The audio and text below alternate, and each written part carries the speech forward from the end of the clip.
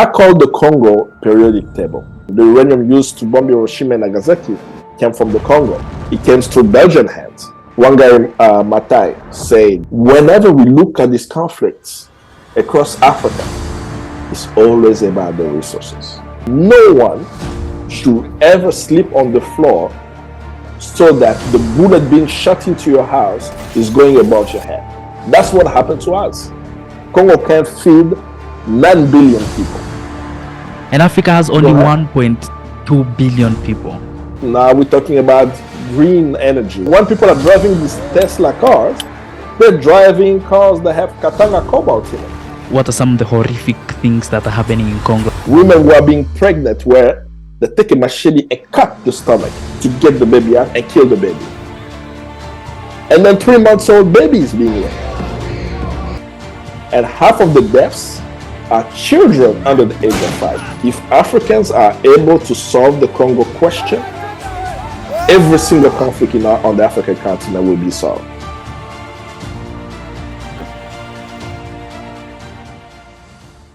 Welcome to the TheREN Experience, a podcast that celebrates those making a difference in our times and inspire you to do the same. Lately, you have been giving us the power to bring you the guests that you want to see on the show, and we keep asking you to do that. We are standing at 3,000 subscribers, and our goal is to reach to 5,000 subscribers. By achieving that, we'll be able to bring you amazing guests that you want to see on this podcast. So kindly do me a favor and hit the subscribe button if you have been enjoying our content and if you want more of it. Thank you so much. I'm in Accra. Oh, you're in Ghana? Yes. Yeah. That's amazing. I'm based in Accra. Yeah. Oh, you're currently based in Accra? Yeah. I mean, Africa is my home. We can't talk about Pan-Africanism without actually being on the African continent. I mean, not necessarily. I mean, there are other reasons about why I wanted to be on the African continent. Specifically in Ghana, I came to learn. The reason why I'm in Ghana, I'm learning the 7-year development plan that Kwame Nkrumah wrote, that he only implemented 1 year and a half of that plan. So what we see Ghana today is based out of 1 year implementation of a 7-year plan. Wow. So I'm studying actually that plan at the moment. I have a PDF copy, so I can forward you the copy. Please, I'll appreciate that. So the Ghana we are seeing right now is just a 1-year implementation of the 7-year plan that Kwame Nkrumah developed. That is mind-blowing. And that gives you the sense, right? If we think about our leaders back then, Kwame Nkrumah was not Ghanaian. No, he was a Pan-Africanist, he was an internationalist. Then he saw Africa as a land that's going to help the people who live on that continent. So he placed countries in his position. He said, well, Ghana is going to provide X, Mali will provide Y, what was the other one? Guinea, Conakry will provide Z, and others, right? So that's what he wrote in Africa Must Unite very clearly about the role of different African countries in the development for Africa. And he didn't just talk about it theoretically, right? He was actually in control of the state. He was the head of state in Ghana. So his theory, he actually put it in practice. And as he put it in practice, the road that I drive on today from Accra to Tema is the road that Kwame Nkrumah built in the 60s. It's still here, right? Do you know that Ghana has a oil refinery? The oil refinery was built by Kwame Nkrumah. But unfortunately, the leaders of Ghana today are not using it. They prefer sell crude oil to countries that will refine it and buy back the refined oil. Well, Ghana has a refinery built in the 60s. And when you talk to politicians, right, or to Ghanaians, why this is happening, I mean, it's bizarre, right? You have oil, you have a refinery, you don't use the refinery, you process it, and they will break down stories. Wow, there are cuts, right? Because those who are selling it have companies, right, who are subsidiary to either government project and so on. So if my company is affiliated with the company shipping the oil, I get a cut.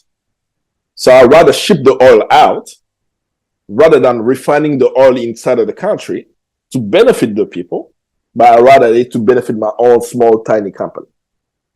And this story, we can find it all over Africa. It's not Ghana. It's, DRC, I can say many different stories about people getting cuts on government project. I think the latest article I saw, I think it came out last month, our Minister of Oil and Gas. Congo has, I don't know if we've started. I'm just talking. Like, I don't know if we actually started. Yeah, we've started. Right? We've started. So the Minister of Oil and Gas in DRC,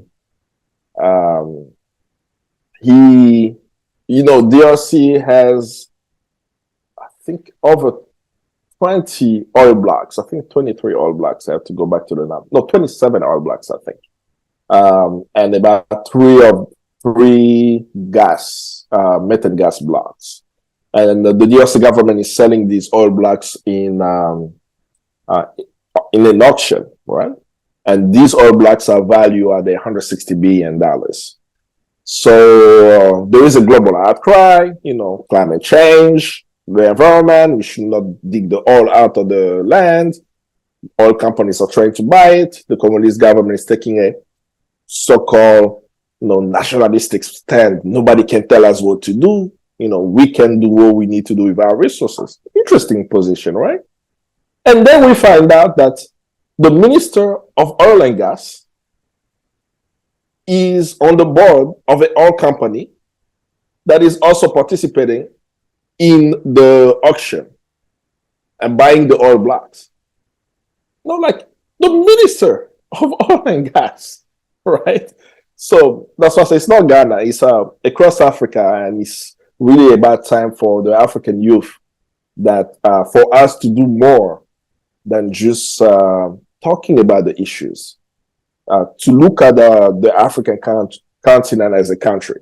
Even though we say, Africa is not a country, but if you think about Africa as a country, we will see everyone on the African continent as our compatriots, and we want Africa to advance, and we will understand our struggle beyond the elections, beyond the wars, right? We will strive for the proper representation of any country on the African continent to make sure that the leaders of these countries are reflecting the aspirations of the masses, so that when they are in control of the state, they can use the resources of the land to actually build things that we need on the African continent. One of the things you have touched about is the fact that Africans need to be able to utilize their own raw materials rather than just exporting raw materials and then later on buying finished goods. And I've just read that Zimbabwean President Emmerson Mnangagwa has said that he has placed a ban on all lithium products, saying that we don't want to be shipping lithium. We want to establish our own industries to create batteries, and we sell batteries as finished product. And I think that's a step in the right direction. Indeed. It's something to be lauded. We'll have to see how it's going to be implemented. These policies are great. I'm looking at it from different perspective. Yes, it is good that the government is doing that. But in the end, as we start processing this lithium, who is benefiting? That's a fundamental question. If it's going to go to the elite of Zimbabwe, I'm not really interested in that process, right? But if it's actually used in a way where when the wealth stays in the country, that we are building the roads, we are building the hospitals, we are building the schools, the universities, we are making sure that people can get free education, free healthcare, that the conditions of the lives of the people change, I support that. And I'm saying that from something I read just a few days ago around the unemployment rate in China. I was reading the Dongsheng News newsletter, and I thought to myself, this is a country of 1.4 billion people. They have 5.5% unemployment rate. they figure out something about making sure that with the wealth they're generating, it's actually trickling down to the people, where people are, today, China has no extreme poverty existent. I think they eradicated extreme poverty in 2019. So that's how I'm looking at Zimbabwe. Great step, but who's going to benefit at the end? If the government put processes in place for the ordinary people in Zimbabwe to benefit, every African country should follow suit. You are doing a very dangerous work, right? And you have put your life on the line. And earlier on, you pointed out that you consider yourself as a Pan-Africanist, right? And one of the works that you have been doing, and I think it's a cause that you have also dedicated your life to, is really trying to bring to light what's happening in Congo with regards to Congo's resources. And I appreciate that we have individuals like yourself, because nowadays everyone is just a puppet, really, especially individuals who are in the positions of power, who are the ones who are supposed to tell us these stories. So I'm really proud of the work you have been doing. And how did you get into this? How did you start? You're asking me a very complicated question, because in the doing, you don't ever think about when you started and how it started, right? So I'm not thinking about it as you're asking. I actually do not know a true answer. I'm going to try to respond to it. I do not know. The other thing to also add is it's not about dangerous jobs. Right? It's not a dangerous job. It's not like whenever I'm waking up every morning, I'm not thinking about how dangerous it is. The first thing that comes to my mind when I'm advocating, not just for Congo or for the African peoples, to be free of any form of oppression, is where I was in 1996, before the war started in Congo. In 1996, not before the war started, I was a young man in DRC. I was just 16, going on 17. So as I was there, I wanted to become a lawyer. Right? I wanted to finish high school and go to the law school at University of Kinshasa. I was active at my church, right? I grew up in a Catholic family. So I was an altar boy. I was actually an expert in the Latin Mass, right? Any of the basic things around the Mass in Latin, I knew it by heart. Not only that, I did study Latin in high school. I had friends, right? We played football, soccer, right? We played it around after school or during the breaks. At night, we told each other stories. We'll be looking at the stars. We'll be chasing lightning bugs. So I'm sharing a very basic story, right? But me growing up in Congo at that time, with that reality that you shared, the okay family in the DRC, I never knew there would be a war in my country. I remember 1994. 1994 was a very important year for Africa. What was it important, especially for us? Congo was Zaire back then. I am in Kinshasa, and I'm trying to comprehend at a very young age, in my teenage years, why are people butchering one another? I'm speaking about the Rwandan genocide, right? So I'm a young person, and all over the news, they're talking about the genocide. And then, after 3 months, right, there is a wave of Rwandans at the border. So we are watching it also at home. I still remember the newscast. They will share videos of the refugee camps all across Goma, around the Virunga Park. There were discussions about, should they put tents in the Virunga Park? There is wildlife there. People may be harmed, right? And now that I'm thinking about the numbers, right? The estimated numbers of people who crossed to the Congo back then is 1.2 million people. That's like almost the population of Gabon, right? 1 million Rwandans came to the border. Zaire had its border closed. International pressure, particularly of France, François Mitterrand back then, they put pressure at the UN Security Council for Congo, Zaire, right, to open its borders. And we opened the borders. And as we all know in Africa, Congolese are very hospitable. Every African knows Usually, when you think about Congo, what do you hear first? Our music, right? People love Congolese music. So you know that Congolese people are very, like, I'll use the term cool people who love music, who love good time, that you say, you know what, come on, brothers and sisters. And me as a young person, I'm saying, this is very interesting. How are we going to take care of these 1 million people? So in 1994, me watching it on TV, I never knew that what happened there, that I would become a refugee. Because from 1994 to 1996, we did not know that the war was going to start in DRC. And when that war started, it displaced more people in DRC, and it has caused, since 1996, the death of over 6 million Congolese. And I always argue we will never know how many people have died in the Congo. So if 1 million people were killed during the genocide in Rwanda, and today we have over 6 million Congolese dead, every single African should be fighting for peace in Congo, no matter the narrative.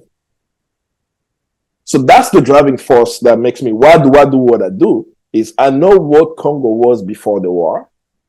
I know that what is happening today should not be happening, and that no one should ever sleep on the floor so that the bullet being shot into your house is going above your head. That's what happened to us.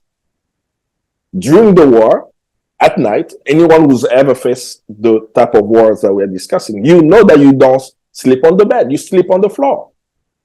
Because the bullet coming into your house may kill you. Why should a child anywhere in Africa face that? Why should mothers worry that someone will violate their body because they're militiamen? So that's what they're living is more dangerous than what I'm doing. All I'm doing is speaking. I'm speaking the truth. I'm speaking the story. I'm sharing what they are going through, that they, the people of the Congo who have died and those who are still running for their lives now, they are in more danger than I am. Our country, Mozambique, right? It's a country on the African continent. They used not to have what's happening there now, right? Who would have thought that you wake up one day and hear that there are jihadists in Mozambique? That's unheard of, right? Because it's a surprise. Like, how can we talk today about what's happening in Mozambique and say that jihadists, ISIS, my brother, is in Mozambique? In a country that's not majority Muslim, it's there. But then when you start looking at it very closely, you will notice that the violence started when oil and gas was discovered in Mozambique. And who is getting access to it? Total, the French company. Who's dying? Africans. Is it easy to connect ISIS directly with the mining company? No, it's not that easy. Right? But what is the impact, the direct impact of what's happening? People of Mozambique are dying. They are not benefiting from their wealth. And more militarism is happening. Soldiers from all over Africa are coming there. In the case of the Congo, it's the same story. This is why I argue that when we look at the situation in the Congo, if Africans are able to solve the Congo question, every single conflict on the African continent will be solved. Because we will get to the root cause of what is actually causing the conflict. As Wangari Maathai said before she passed away, the Kenyan Nobel Peace Prize, Mama Wangari Maathai, she said that whenever we look at these conflicts across Africa, it's always about the resources. And that's also the situation in the Congo. And that's why I do what I can to continue to speak up, to continue to share the story, even if it appears dangerous, but it's really something we owe to those who are dying. I mean, I can't imagine the experience that you had gone through of war, how that really influenced you and shaped you, right? Because you're still young and it's not something that you had expected to see anytime soon. As a matter of fact, you're opening up your hands, welcoming individuals because they're refugees, not knowing that in the next few months, you're also going to be a refugee. Indeed. But think about it this way, right? I'm 16. I'll be okay. Do you know, and it's kind of sad, right, and horrific, that they are raping babies. I have a son. I love my son so much. Every time I look at him, like he puts everything in context. Because the love that you have for your children, right? When you have that love and you look at what's happening in the Congo, everyone should be outraged. How can a baby be raped? 3 months old. I remember my son when he was 3 months old, how small he was. And I'm thinking, what is actually happening? This is really like they are destroying the people of the Congo. But why, right? So that's where I think it's really important to understand the politics of DRC. And this is why, as the casual listener may look at or read newspapers, they will be confused. They will hear rebel groups, right? M23, FDLR, ADF. So they will throw all these names at you. They will share with you how irresponsible the Congolese government is. They will also share with you how its neighbors are implicated, Rwanda and Uganda. But I've been very clear from day one about what the conflict in the Congo is. The conflict in the Congo is a resource war waged by US and British allies, Rwanda and Uganda. We invaded the Congo twice, in 96 and 98, and continue to support proxy rebel militias. Not because I'm saying it, right? The evidence exists so much, right, that no action is taken. It's so embarrassing that even when you look at I think it was in 2001, the 6-Day War in Kisangani, right? In the history of the world, what happened in Kisangani in the 6-Day War is the first time it ever happened. Two nations, right? Rwanda and Uganda, in Kisangani, they fought each other over a diamond mine. And they dropped over 4,000 bombs in the city. And thousands of Congolese were killed. At the UN Security Council, what happened? There was a resolution, right? There was a strong condemnation about what happened. But no action has been taken to hold perpetrators of that violence accountable. Let's even move much forward. Right? The DRC took Rwanda and Uganda to the International Court of Justice. Right? They sued them for war crimes, crimes against humanity, and pilfering of Congo's resources. At the ICJ, the judges look at the case. They threw the case against Rwanda out. The reason why they threw the case against Rwanda out is because Rwanda has never signed the Rome Treaty, which means that the court does not have a jurisdiction. The US also has not signed that treaty. This is why it's hard to try the US soldier at the ICC or at the ICJ, because they never signed the Rome Treaty, so they're not party to the Rome Statute. What is that? But Uganda signed the Rome Statute. Treaty is what created the International Court of Justice and the International Criminal Court. The proponent, the supporters of this court are majority Africans. Like if you look at the first countries to actually sign to the ICC, that's why it's very fascinating, right? Because we say, well, the ICC is a tool of the West, Africans are exploited, it's being used by Western nations to only sue African dictators or African warlords and so on. But the history of the ICC is actually Africans, we push for that. The reason why we push for that is because in the context of crimes, most of the time we are not able to get justice at home. So we want an international mechanism, if there is no justice at home, that there is something that we can do outside. So the first signatories of the Rome Treaty are African countries, right? So at the ICJ, we went, as I mentioned, for Rwanda, it was thrown out of court. For Uganda, the state. We went to court. We went through the justice process, right? And guess what? We won the case. The ICJ actually found Uganda liable for war crimes, crimes against humanity, and pilfering of Congo's resources while they were an occupying force in DRC. There was discussion about how much they have to pay in reparation. Some numbers were $9 billion, $10 billion. And I think about a year and a half ago or more, the court finally made the final sentencing and the judgment. And Uganda has to pay $300 million of reparation. So, of course, it's smaller than the value of the looting that they've done. But right now, there is a legal document proving that Uganda committed war crimes, crimes against humanity, and pilfering of Congo's resources. Right? So it's not debatable. It's there. Right? We went to court, it was proven, and so on. The numbers may be low. But now, have they been held accountable for any other crime? So we know that cannot hide from that. But the only reason for the Rwandan quote, there is nothing, as I mentioned, is because they're not part to the Rome Treaty, so you can try them.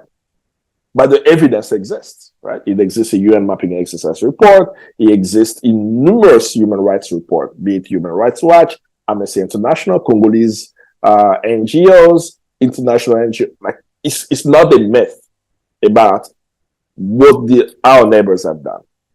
Now, the fundamental question for Africans will be, when we had the apartheid regime in South Africa, and we knew that the apartheid government was treating South Africans less than humans, what did we do? We mobilized the world to know that apartheid is crimes against humanity. There were African nations that supported the apartheid regime. I'll quote actually Ghana.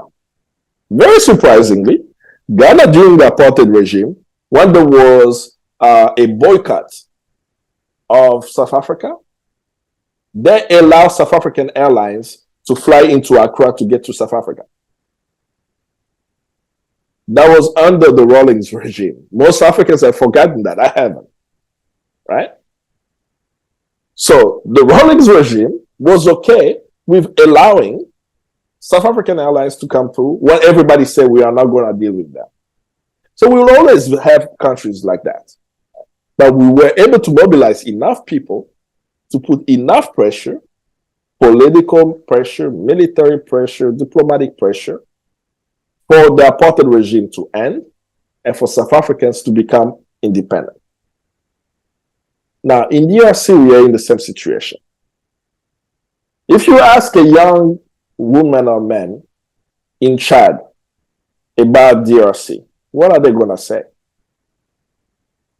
Are they going to say that there are 100 million Congolese who are so disorganized with a corrupt government that they can't run their country? That's the reason why 6 million people have died? Even a 4-year-old, if you tell them the story, they're not going to understand. You can't blame just the Congolese government and say that because there is inadequacy of the Congolese government, over 6 million people have died. Who is killing the Congolese? That's the fundamental question we have to ask, right? If we have 6 million Congolese dead, are Congolese killing each other? They picked up a gun, decided to go and shoot each other. If they decided to shoot each other, what's the motive? Are they shooting each other so that they could become president of the country? If so, why are they going to Kinshasa to do that? Kinshasa, which is in the west of the country. Why are they staying in the east? And then you start looking at the latest uprising of rebels in the DRC now with the so-called M23 militia group, right? With everything that they're doing, they're only staying in one area. They're staying in the Kivus. And when you start looking at the towns where they are, it's where the minerals are. We're not that dumb on the African continent to actually believe that there is a rebel group in DRC that's there to protect a minority group in DRC when Congo has over 400 ethnic groups. Are we that dumb in Africa to believe that narrative? That Congo, a country of 100 million people with 400 ethnic groups, that one rebel group is there to protect a minority. But then, in the process of protecting the minority, they're just finding themselves near the mines. And no one is calling out that this is actually what's happening. No one is calling out that Congo is now a member of the East African community. And two of its members, right, Rwanda and Uganda, where evidence has been presented that they're supporting rebel groups in DRC. No one is also saying that a member of EAC, Kenya, has been able to create a buffer zone in Somalia that they call Jubaland, right? Most people don't even know this story, that there is a part of Somalia that is effectively balkanized in control of Kenya. They've taken a piece of land of Kenya, created a buffer zone, and they control it. And they said the reason why they do that, well, Al-Shabaab came and killed people in our mall, or they put some bombing in our country. So we're going to deploy our military to create a buffer zone beyond the border of Kenya so that Al-Shabaab can come. And Jubaland exists today where the Somali government has no control of that.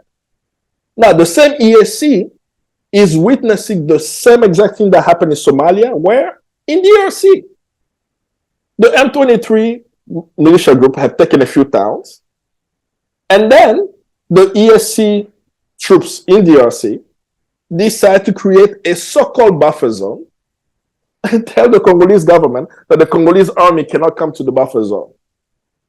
And this is going to be the space where they will control.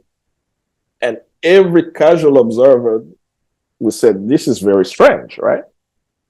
And the reason why I connected it with Kenya and Somalia, so that we don't look at the Congo as a strange thing. It is happening across the African continent. But we're not connecting the dot.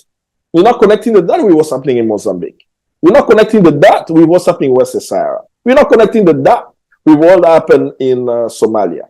And then when we see it happens in Congo, we all just get confused and then just decide, well, all I know about the Congo is Lingala music. That we actually we completely forgot this is the country where there is Lingala music, but Patrice Lumumba also came from that country. Why was Patrice Lumumba fighting in that country? He was fighting for the land. He wanted the land of the Congo to be in control of the Congolese so that his wealth can benefit the Congolese people. And his mobilization effort was successful with his comrades as they mobilized for us to become independent in 1960. And dozens more African countries were independent during that time. And the struggle of Lumumba has ended. Now we don't have to fight the white Belgians, just as Fanon told us, right? In Black Skin, White Mask. A phenomenal book. We are fighting people who look like us. And if we don't have Fighting class our own. analysis, exactly, but we have to have class analysis. Who are we fighting?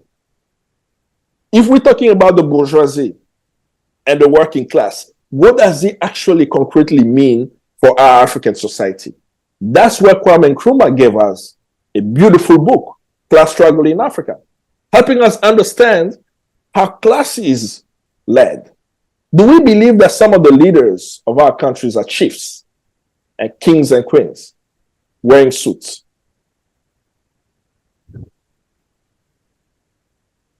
Well, I'm going to break it down. I'm going to go to our neighbor, right? Because that's a country that I study a lot, right?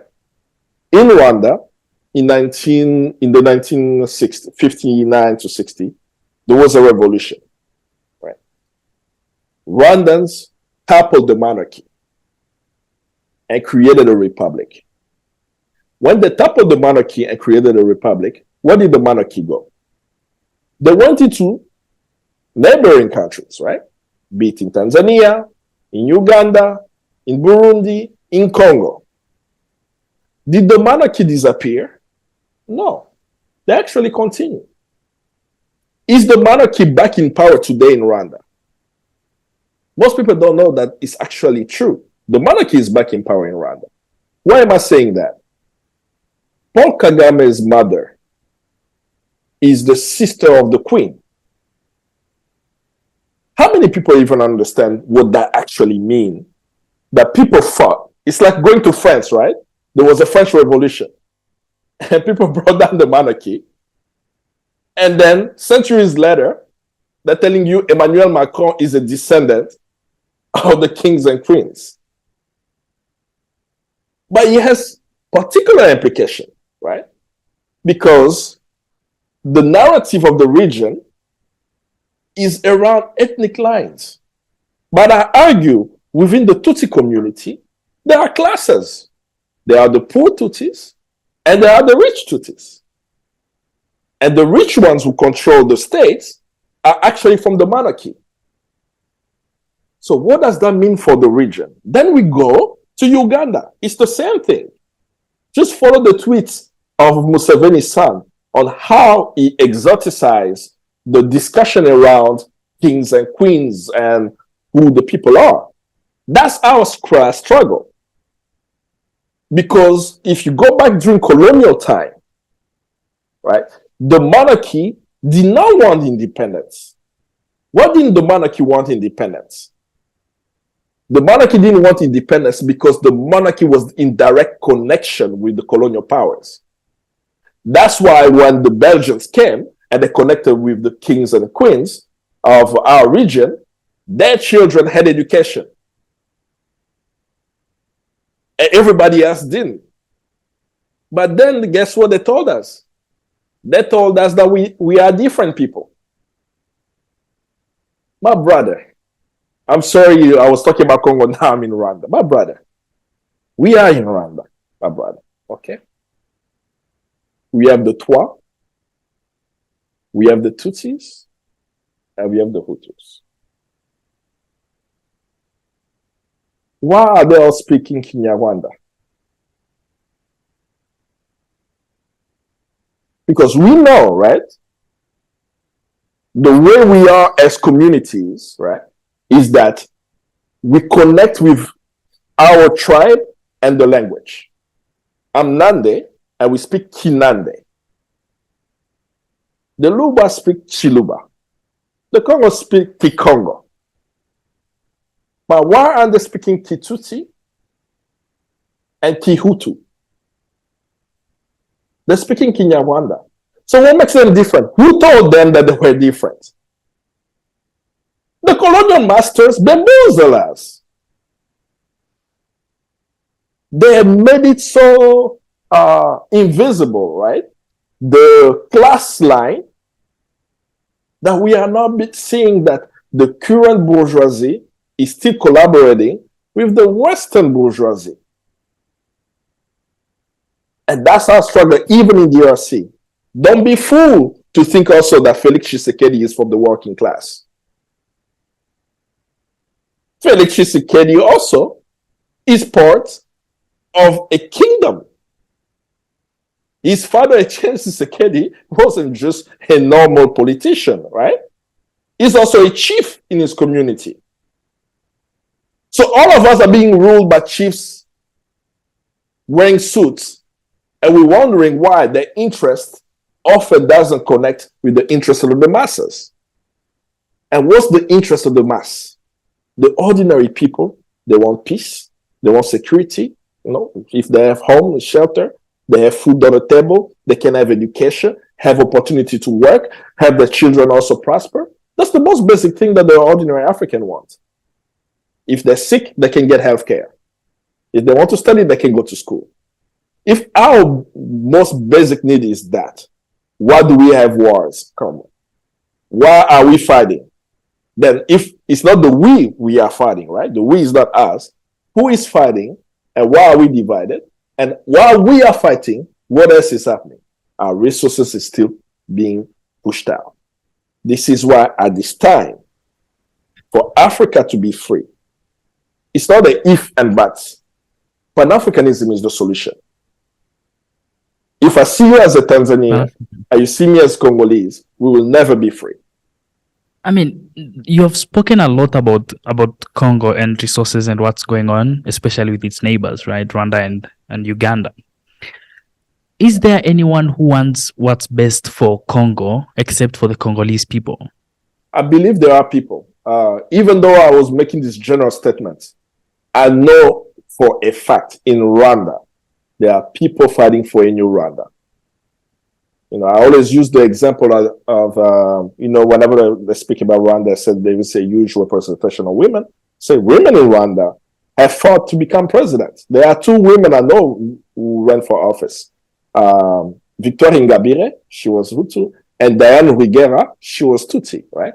The two women who ever dare run for office, they all ended up in jail, right? So, but at least it tells me internally there are people who want change. So I do believe there are people who want change. And not only that, from my own personal experience, I've connected with Rwandans, I've connected with Ugandans who are also fighting for change in the country. And there are many other Africans who are doing the same. But the question for us as we are waging these national struggles is how do we make these national struggles continental? And what I've been proposing to the African youth, just as I mentioned a moment ago, that we should not fight because it's Congo. We should fight because Congo's peace is essential for Africa. That means what concretely, right? That means that if something is happening in Tanzania, I should be as active as I am in Congo to make sure that the people of Tanzania know that I care about their livelihood as much as I care about the Congolese. And then we'll connect our struggle go ahead. And then how do we make the young people care about that, right? Because it's like if I'm from Tanzania, right, and I have my Tanzanian friends, they wouldn't even know what the hell is going on in Kenya or Uganda or Congo, the neighboring countries, right? Like how would they know what's going on in Tunisia, right? Like with the black repatriation right now in the country, right? It's like, how the hell are they going to know that? And the problem is a lot of young people don't really care about politics, right? They think it's something that they shouldn't be involved in. And all they care about is, entertainment and TikTok and funny videos and dancing and, videos of cats. I have a hard time believing that is we consume what we are provided. So whenever they are in the social media and consuming those content, it's because those contents are available. Are we creating content for the African youth to consume to be revolutionaries? So if we're not creating that content, the social media is there, the content is, they're gonna, consume what's there. Now, how? I can only share my own experience. I fell in love with Africa when I was presented the narrative of the struggle of the people of Africa to become independent. We think we have it tough. The people in the 40s and 50s did not have social media. Can you imagine that in West Africa, the West African Student Council that existed, within which Kwame Nkrumah operated to mobilize people in West Africa, and then later left the organization to become a member of political parties in Ghana, then later became the head of state, right? That vibrant movement was a continental movement. That they knew that the way they lived, be it in Nigeria, in Ghana, in Mali, and others, like they really understood that it did not make sense that at the end of World War II, that African countries were still colonial entities of the West. It didn't make sense because we went there, we fought during World War II at the side of the Allies, right? We defeated the Nazis. Russia actually USSR at the time played an important role in defeating the Nazis, and Africans were part of that fight. And they looked at themselves and said, we bleed red, just like them. But how come after World War II, we are still subject? And they needed to organize across the continent to free themselves. So studying that history that started at the 5th Pan-African Congress in Manchester inspired me today to say we need the second wave of independence. Because the first wave of the independence movement was a political independence. It was achieved. When I'm speaking about the resource being pilfered, we started the show, you spoke about Zimbabwe, making sure that the lithium coming out of the land is processed in Zimbabwe. That discussion is an economic discussion. We got political independence, but we did not achieve economic independence. So if we know that we haven't achieved economic independence, and we can share the story, the inspiring and vibrant story of African independence fighters, and say that what they did has been achieved, now our part is the economic struggle.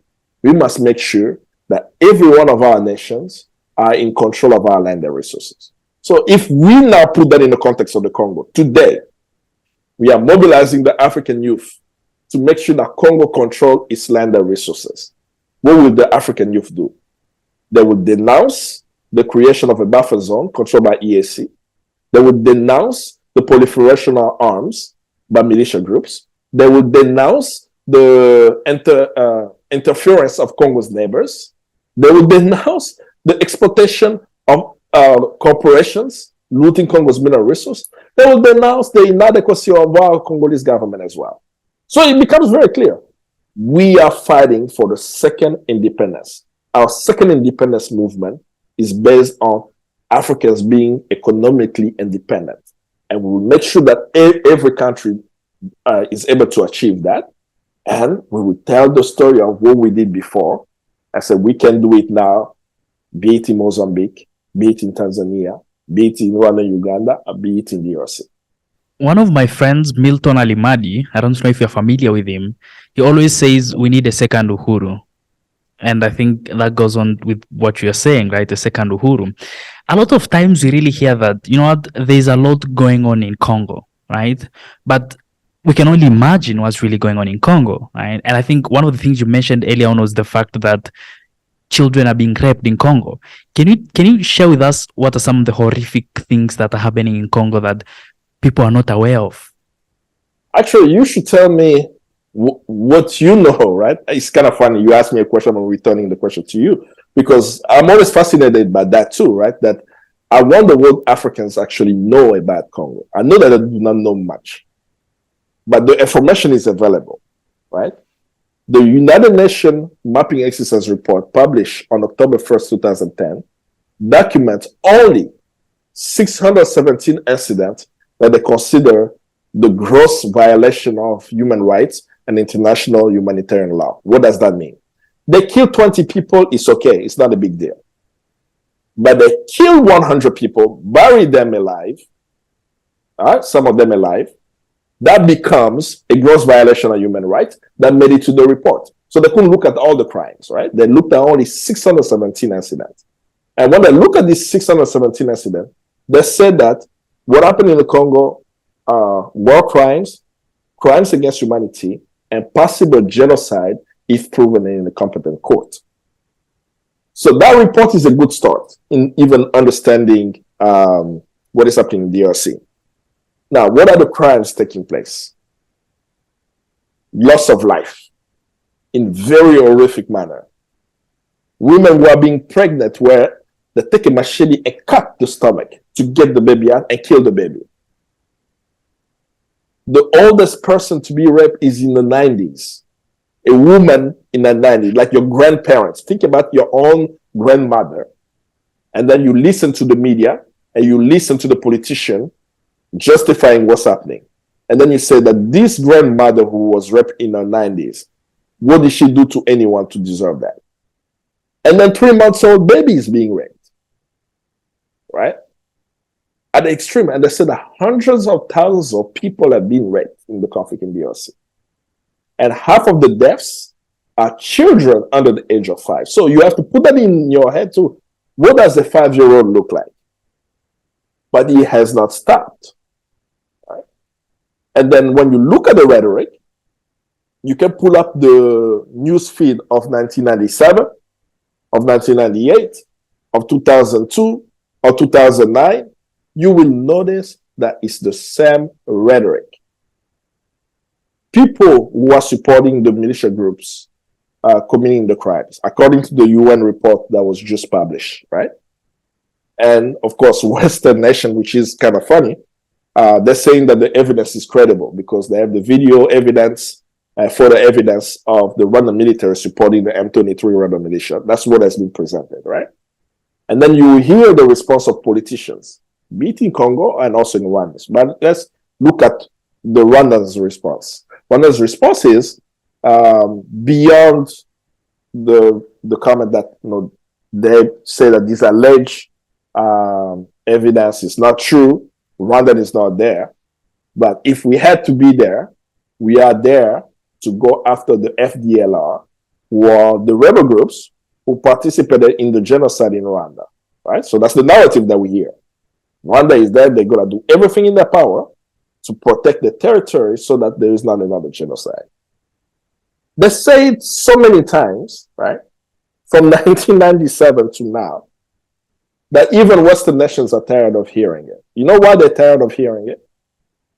It's because it doesn't make sense today, after 2 decades of war in DRC, that the reason why the Rwandan military is in DRC is because of a group of rebel groups, right, who are threatening the security of Rwanda.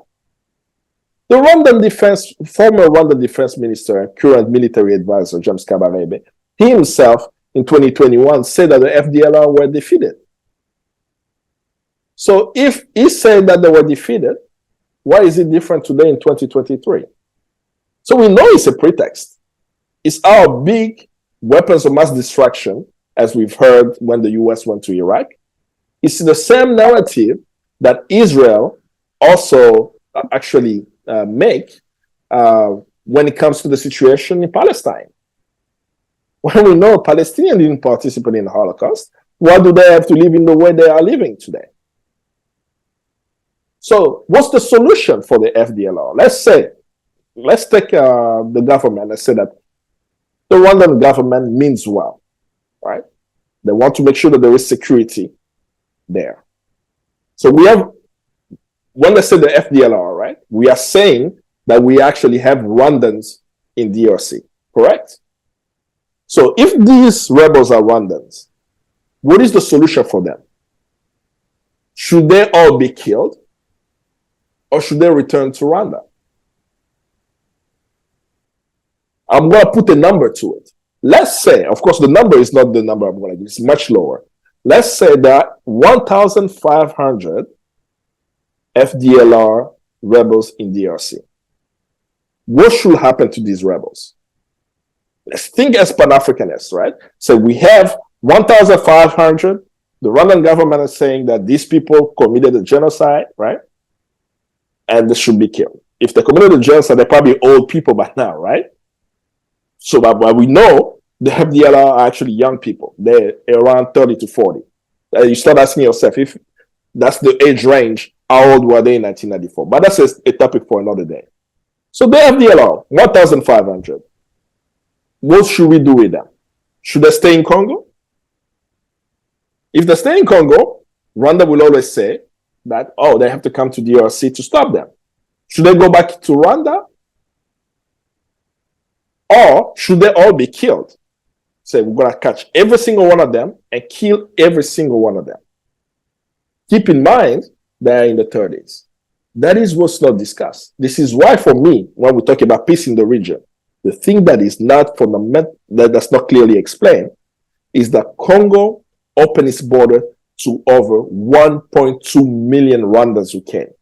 Most of them were Hutus, and there were also some Tutsis who also fled. But most, I would say, maybe the 90% of them were probably Hutu. Many of them are still in the DRC. They have not gone back. So if they haven't gone back, right, not all of them are part of the rebel group, right? Are they not today Congolese? Or they will go back.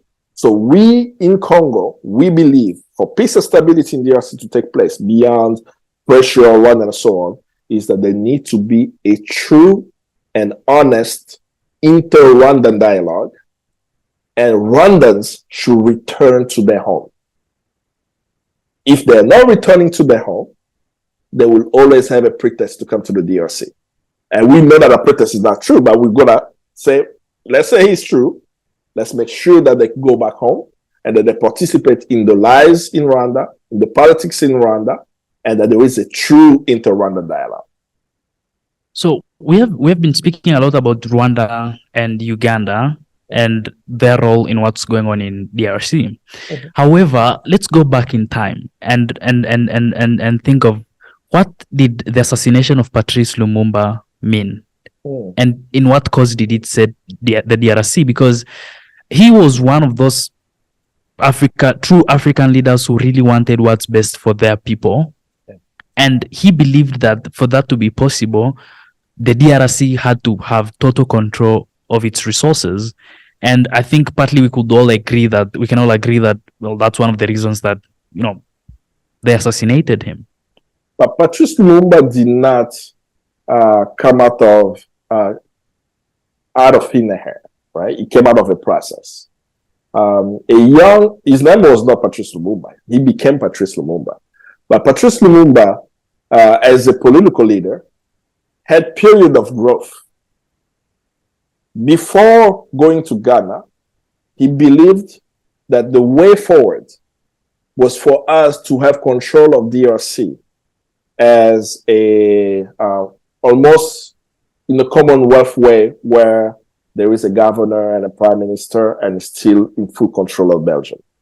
He spoke a lot about equality and fraternity, right? He used those type of values in his writings, even when you look at his early writings, that he was more of a kumbaya guy. Like, please give us some room to be able to go downtown. So he was striving for the bourgeoisie at the time, the elite, the Congolese elite, to be able to have more room within Congo. And I mentioned it, right? Elite. Lumumba came from an elite space. He had the civilized card, right? It was not given to anybody to get that quote-unquote civilized card. But the civilized card, carte des évolués, as they called it, was a card that if you had, allowed you to be downtown. You couldn't go downtown without a card.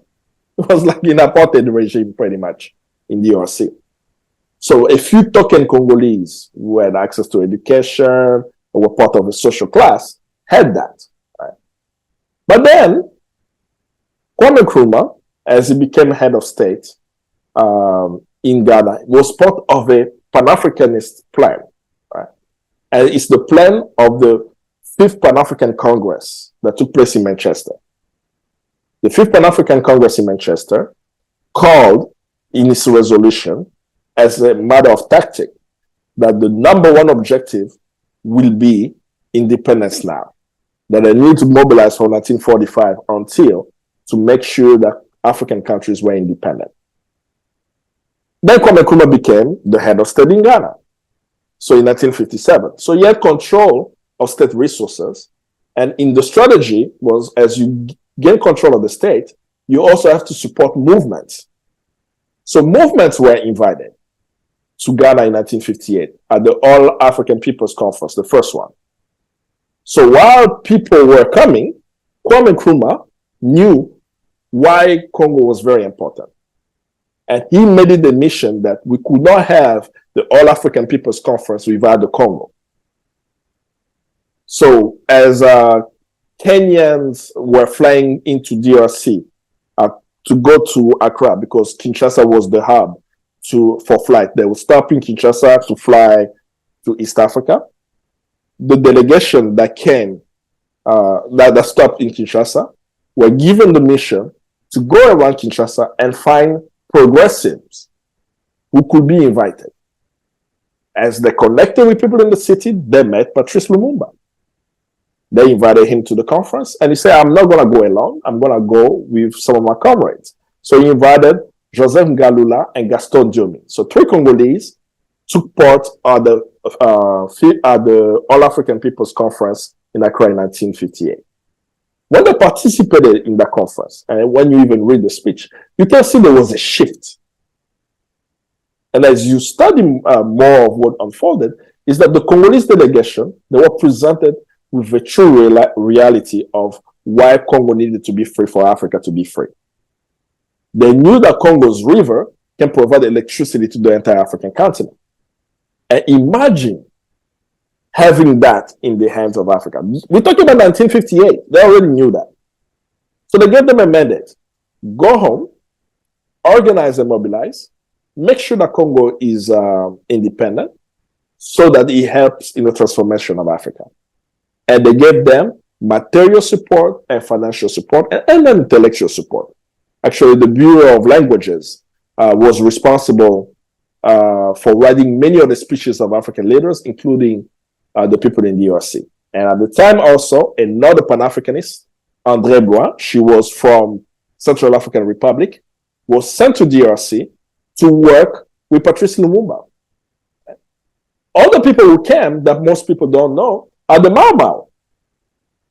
Because in May 1960, there was the political campaign of the MNC of Patrice Lumumba and other political parties for us to vote for who's going to be the president of the country.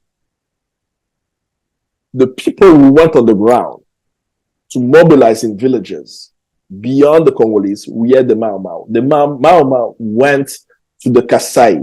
They were showing a movie, and the movie was called Liberté. It was an African movie that was used for political education. Why am I saying all of this? Now, I mentioned Central African Republic. I mentioned Kenyans. I mentioned Ghanaians, right? It's for us to be clear. Congo did not become independent because of Patrice Lumumba alone. Congo became independent because of Pan-Africanism. And if it wasn't for Pan-Africanism, we wouldn't be where we are, because it was a Pan-African affair. We had people from Kenya, we had people from Central African Republic, we had people from Algeria, Serge Michel, who was an advisor to Patrice Lumumba, right? So when they won the election and he created his cabinet, an Algerian was a member of Patrice Lumumba's cabinet. A Central African was. So in 1960, they were clear about what Pan-Africanism was. That if we control the state, it's not just a question of Congolese becoming there. So Patrice Lumumba comes out of a process, and that process is called Pan-Africanism. And that process was successful on making sure that he controlled the state.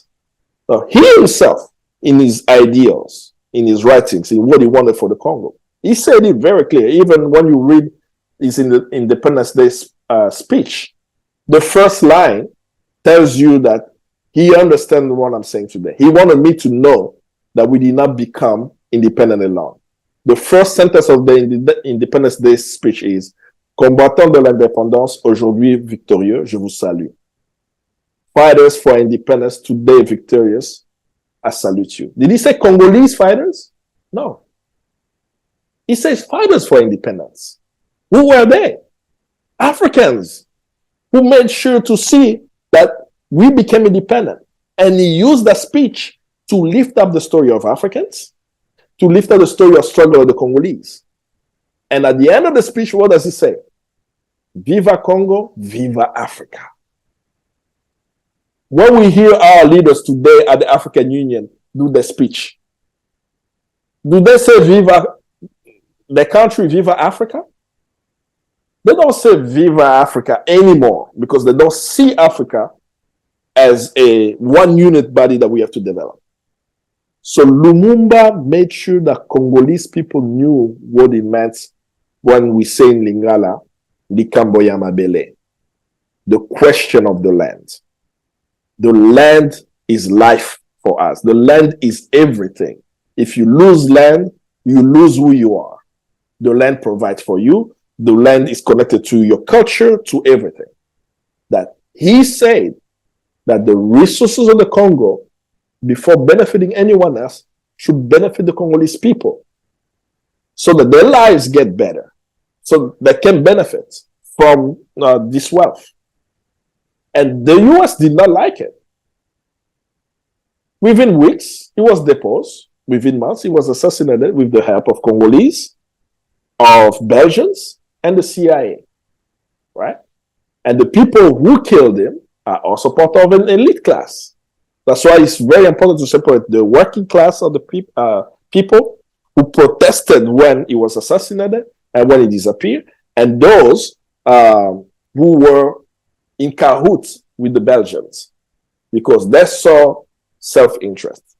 So Patrice Lumumba, even though he was killed in a horrific way, right, where they shot him and two of his comrades, two ministers, cut him into pieces, put his body in acid, and a couple of years ago, actually a year ago, Belgium sent us his tooth back, and we're supposed to be happy that Lumumba's tooth is back. When they told us we killed Lumumba, right, the Belgians have not taken full responsibility for the assassination of Lumumba. They provide apology, right? And then mysteriously, when you look at the pictures, you always see Congolese, right? You will see Mobutu, you will see Congolese soldiers hitting Lumumba. But how did his tooth end up in Belgium? That's what, no one want to discuss that part around justice. But even though he was killed in this grotesque way, Lumumba's ideals continue to live in us. Not just the Congolese, but the African people. What he said, Africa will write its own history. It's not going to be the history written in Belgium, Paris, Brussels, or New York, or Washington. It's going to be the story written by Africans. When you're asking us, or asking me, and that's why I say us, because I don't see me as an individual. There are people who are helping me to be where we are. So what we do as a collective, even though I may be the face of the movement, is that we are telling the African stories, even if it's uncomfortable. Because Lumumba told us to do that. Because if you don't know your history, you are doomed to repeat it. This is also why earlier I said, if we understand how to solve the conflict in the Congo, we will solve any African conflict. So Lumumba, till today, represents a lot for us. And he prophesied decades ago that Congolese will never be alone. There will be people from Asia to Africa to people who love humanity, free and liberated people. That these people will always be at the side of the Congolese until every single neo-colonial agent is out of our land. So if you drive a car, if you use a phone, if you use a laptop, if you care about climate change, you have to care about what's going on in Congo at the very least. And you just said that Congo's river can provide electricity for the whole of the African continent. Can you please help us understand the richness in terms of resources that are available in Congo? I call the Congo periodic table.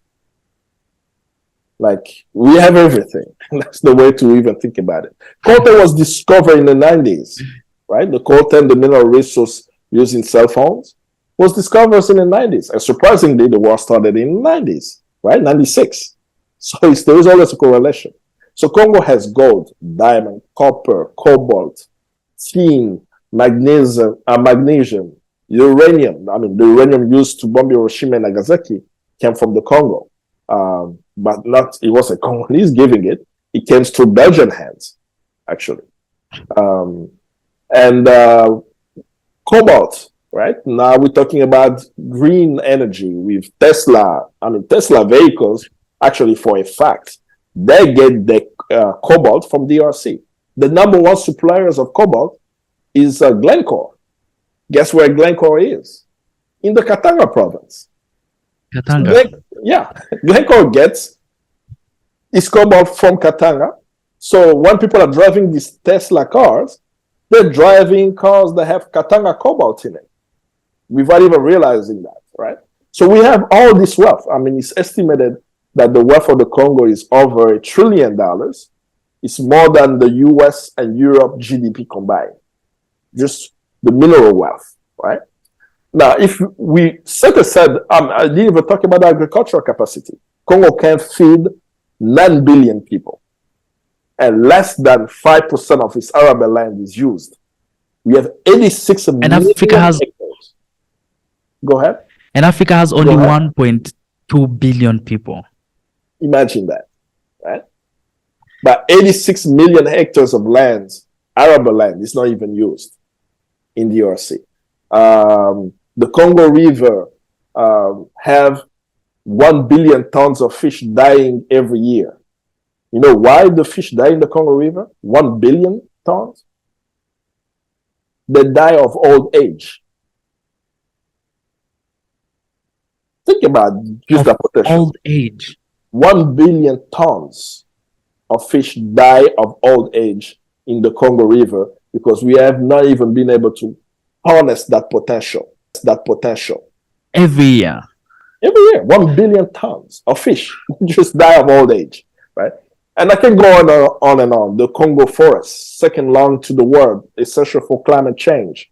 We have Lake Tanganyika, right? That has the fresh water. It's a freshwater reserve, but it also has a lot of fish in it, right? So there's so much that I can go on and on in terms of the wealth.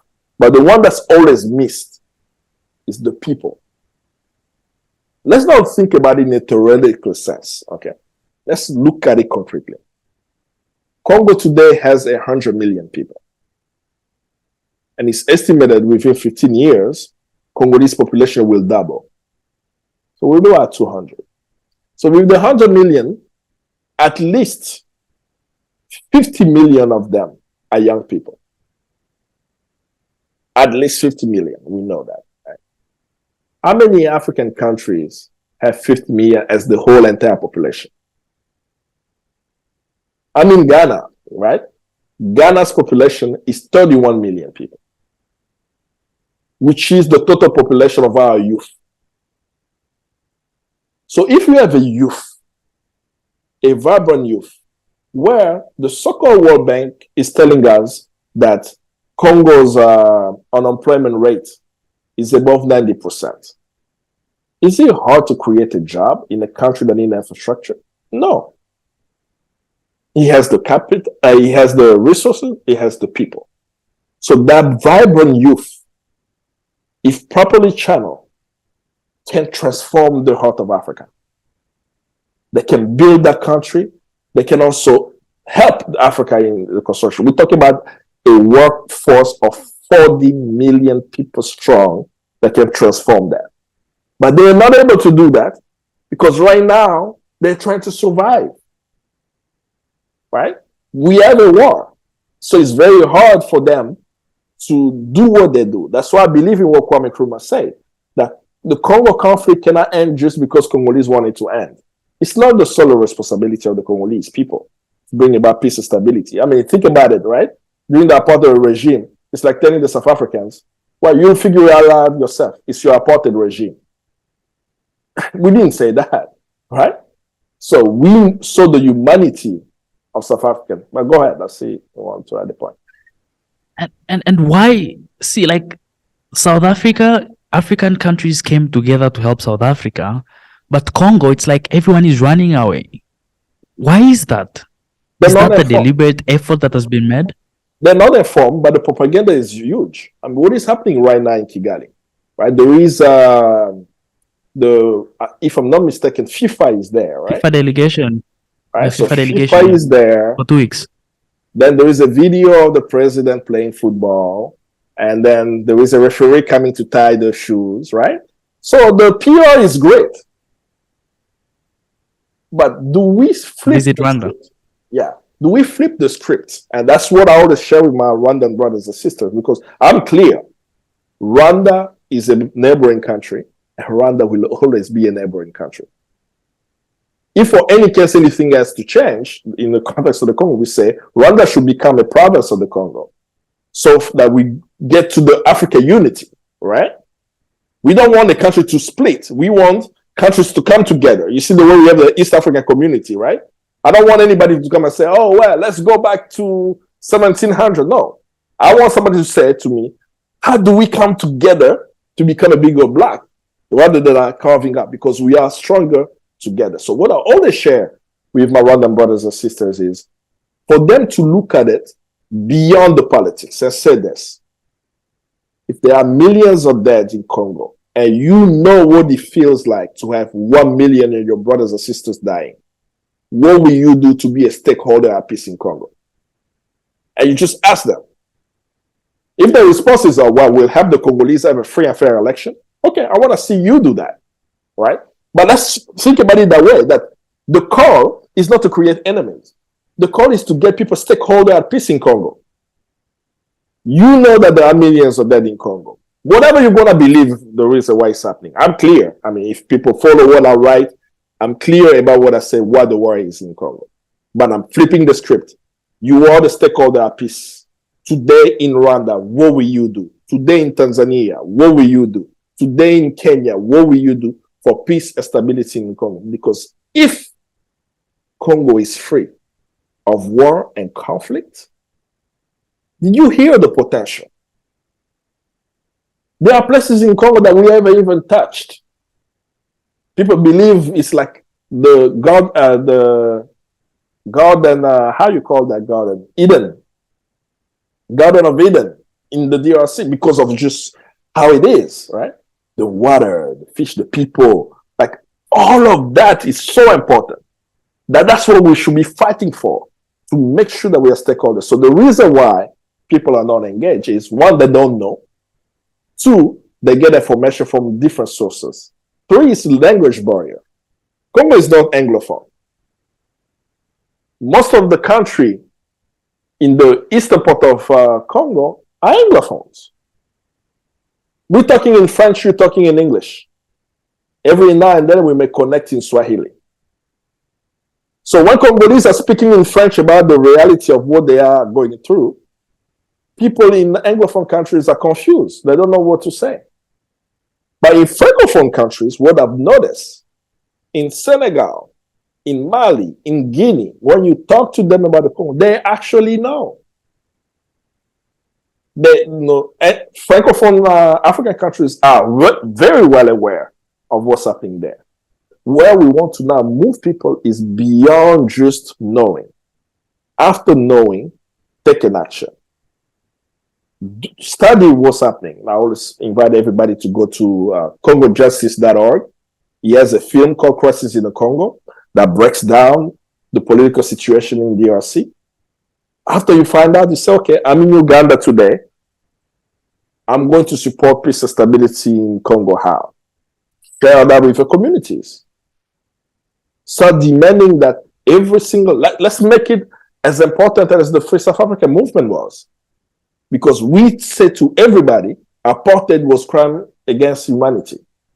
The same thing we should say now, that there should be justice for the genocide in the Congo. And Congolese, they are calling for the creation of the International Tribunal for Congo. I don't know if you understand, right, what I should say. Millions of Congolese have died. They're not saying, let's pick up the guns and let's go kill people who are doing that. I said, no, we need a tribunal. So the Congolese civil society have been mobilizing to have an international tribunal for Congo because we believe that everyone should have their day in court. If I said that you kill me, okay, let's go and present the facts. We believe we have strong facts. You may have better facts than us. Let's go to court so that we can prove it. Just as we did with Uganda, we'll do it with anyone. So support the call by Congolese to have an international tribunal for Congo. Put pressure in your countries. Whenever you're hearing Congolese music, know that the people who create the music are going through tremendous suffering, and they are hoping and looking forward for the African solidarity, because that's the African solidarity that's going to end the conflict. And when we get that, it will permeate across the world that Africans themselves are taking issues of the continent much more seriously, and others will take it as seriously as we are too. I mean, just thinking of the fact that if Africa was to use the resources that Congo has, if Africa was to use the land that Congo has, we could literally feed the whole continent. We could literally clothe the whole continent. just from the resources that are available in Congo, right? And I think right now, if anyone is using a phone, really, like they should know that there is blood and sweat and suffering that has gone into creating the product that they're using. If they're watching a television, if they're using a laptop, if they're using an automobile, they get in an airplane, they're using a camera, anything really that has rechargeable battery is an example of the suffering that the Congos are going through, right? And I think the more people become conscious about that, the more we are able to make a step in the right direction, right? And I think conversations such as these ones should really try and enlighten people on what's really going on in the Congo and why they should care. Because most of the time it's like, well, why should I care, right? I don't feel like I'm being affected, right? But in real sense, it's like, oh, you never know when your turn comes, right?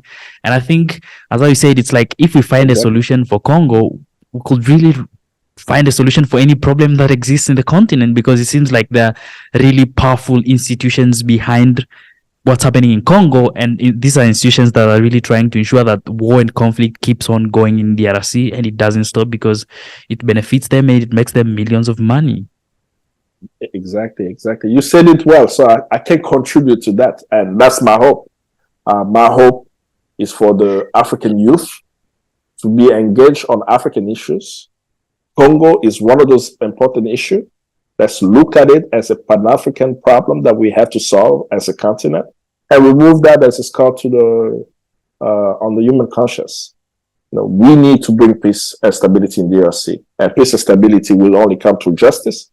Support the justice effort that Congolese are waging. Keep the Congo in your thoughts, in your mind, in your action, in your daily activities until there is peace in the country.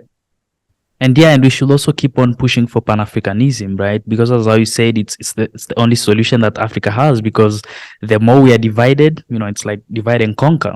The easier it is to conquer. Exactly. And that's why I brought up this whole question about balkanization, because people get confused, right? I've had discussion with young Africans where they will argue that Congo should be smaller. It's a bigger country. I said, well, the United States is not small, right? It's a big nation with with 50 states. There's a reason there is a European Union today that we have to appeal. For all of us to really understand the Congo, we should always look at it and say, do we want to keep Congo as it is or split it? Congolese don't want it split. We want it to be bigger. So how many countries are going to join the Congo Federation? That's the way to think about it, right? It's not about making it smaller. Then those who are actually calling or trying to claim, I don't know even why they do that Kivu is a province of another country, of Rwanda and so on. You start asking themselves, how will that serve African unity if Congo is carved up today? We're trying to become a one-block continent, but some people are busy trying to cut it off. That's when you start noticing that the narrative doesn't make any sense. It's not a Pan-African solution to our conflict. What we have to do is it's justice. The reason why these crimes are continuing is because no one is being held accountable. Someone came and stole $100, then came and stole 1,000. Then stole 1,000,000. I said, oh, wow. I keep doing that and no one is holding me accountable. I'm going to continue to do that. The militia groups that we're talking today, even though it's called M23 today, in 1996, they were called something else. The same commanders of M23 today were part of the AFDL in 1996. Sultani Makenga, the commander of the M23, was also in the AFDL rebel group that started the invasions of the Congo in 1996. How do we explain that? What's the difference between AFDL and M23 today? So we know that these people are there to confuse us, to loot our resources. We as Pan-Africanists have to fight anyone who is trying to divide up an African country. That's not what we need. We don't need a divided African countries. We need a united front and bringing people together. Not to say that don't support self-determination of the people, but it's very clear the push for balkanization of the DRC is not self-determination. Congolese are not saying, let's go ahead and become another country, right? It's an outside force. And that is what makes it so powerful, right? Despite everything that the Congolese people have gone through, yet they're the individuals who are on the front line of saying, hey, let's unite, let's bring all the African countries together and create one huge bloc called Africa. Right? And yet you have other countries and other individuals who haven't really had the experiences that Congolese in the ground have had, and yet they're the ones who are saying that, you know, Congo is huge and we need to divide it. And it's so insane that we have individuals outside Congo who are thinking that way, while in real sense they're the ones who should even think of, you know, how do you unite and help Congo, right? And become one. Because I mean, it's like, if you think about it really, right? If Africa were to unite today, we have everything. Literally everything, right? And it's like, if we were to say we're going to close off the continent, we're not going to export anything, we're not going to import anything, we can still become the most, I don't know, whatever term you want to use, but I don't know if you want to use sustainable, whatever term, right? Africa has everything it needs. But the question is, and this is really rhetorical, we are still the ones who are suffering, right? We're still the ones who are complaining we don't have food. There were, you know, with Russia's invasion in Ukraine, Africans are the ones who are suffering not having food. And it's so paradoxical.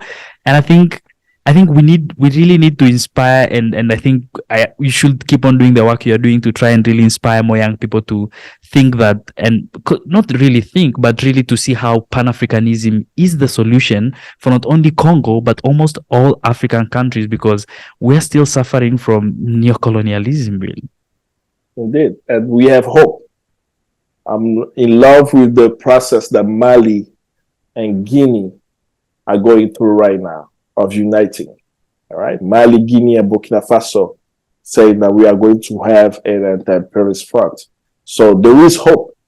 When I see thousands and thousands of people in the streets of Dakar, in Senegal, you know, putting pressure on the president of Senegal to now run for a third term. And there are so many different stories across the African continent that's happening. You know, we have a challenge in Tunisia, and I do know that the president of Tunisia does not reflect the sentiments of our brothers in the north. And for political gains, he made a very sensitive comment, really to win votes. He's definitely a right-wing leader trying to divide up Africa. And if we look at Kwame Nkrumah, who was one of his closest confidants in the struggle for Pan-Africanism, Nasser, an Arab, right? So if an Egyptian Arab with Haile Selassie and Kwame Nkrumah were the founding members, among the founding members, you know, Ben Bella and others, they were among the founding members of the what we call today African Union. We know there is one Africa, from north to south, east to west, and we have to unite. And the sooner we unite, the less likely we'll have these wars going on the African continent, because all of us are going to fight to make sure that every single corner of our African continent is peaceful. Emmanuel Macron visited Congo in recent weeks, and there have been mixed feelings of his visit in the country, right? What did his visit mean? I think his visit is coming from the current time, right? The current time is that France is losing its grip on the African continent. It's very clear. 2 African countries have told France to get out. That we are living, my brother, we are living in very interesting time. Can you imagine that in our lifetime, an African president told France to get out? In Mali, they are out. In Burkina Faso, they are out. So what France is doing is trying to seek partners to continue to have a grip on the African continent. Why the DRC? The DRC is the second largest Francophone country after France. What did he try to do? He tried to connect with a Congolese artist. What time did he come into the country? The president of France decided to come at night, and he decided to leave at night. It's very clear what the Congolese people are. Outside of the pictures that people may see that he's hanging out in Bandal, drinking beer with an artist, and one of our ministers, Minister of Information. Outside of that, Congolese have been protesting the arrival of France because we understand why he came. He's not coming to help us. He's coming because France is losing Africa, or I should say, Africa is regaining its sovereignty, and African leaders are saying no to France. There are some who are accepting. Unfortunately, that's why he came to DRC. Of course, he had a press conference. He made statements. Some of the statements he made are arrogant, and some of the statements he made are not historical and factually true. Right? He made a statement that did not really get a proper response even from the Congolese government. The French president said that since 1994, Congo has been unable to assert sovereignty of its land, right? And the conflict and so on. And so, yeah, I'm telling you the truth. So he's trying to sound paternalistic, pretty much.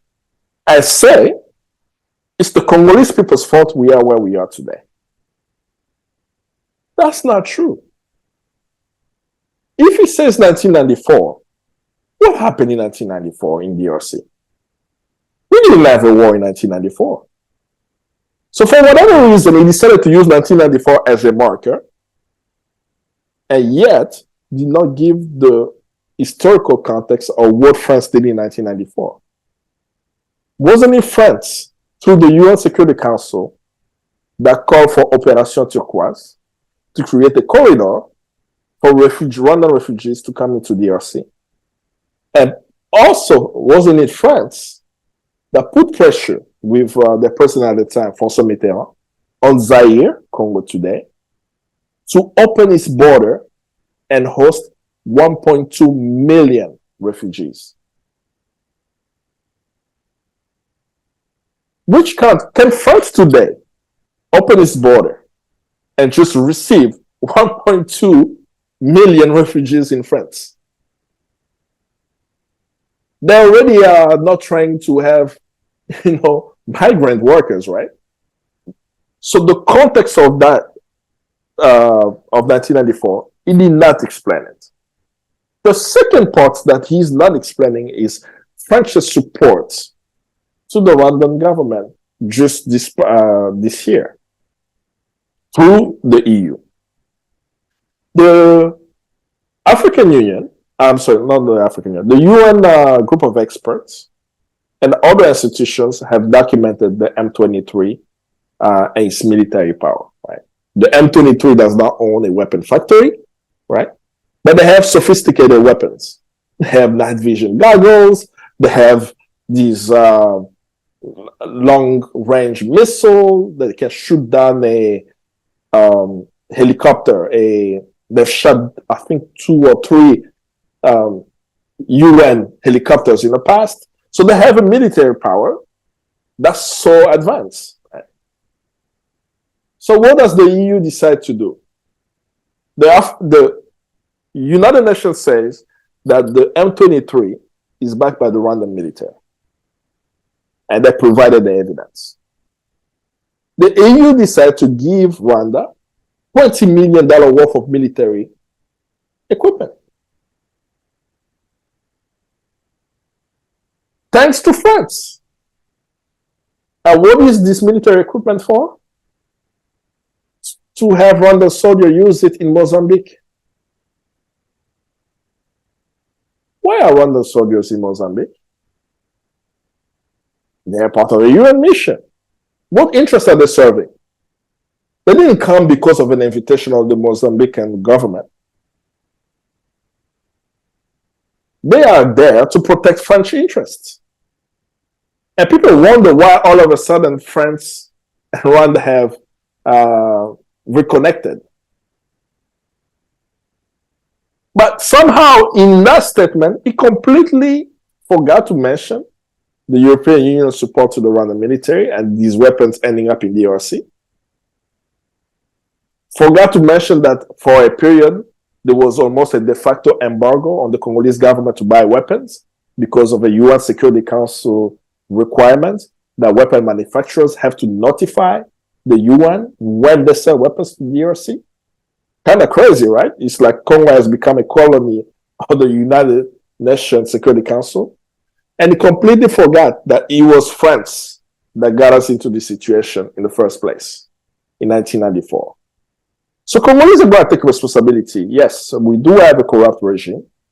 The current president of the Congo, Felix Tshisekedi, did not win the presidential election. It's very clear.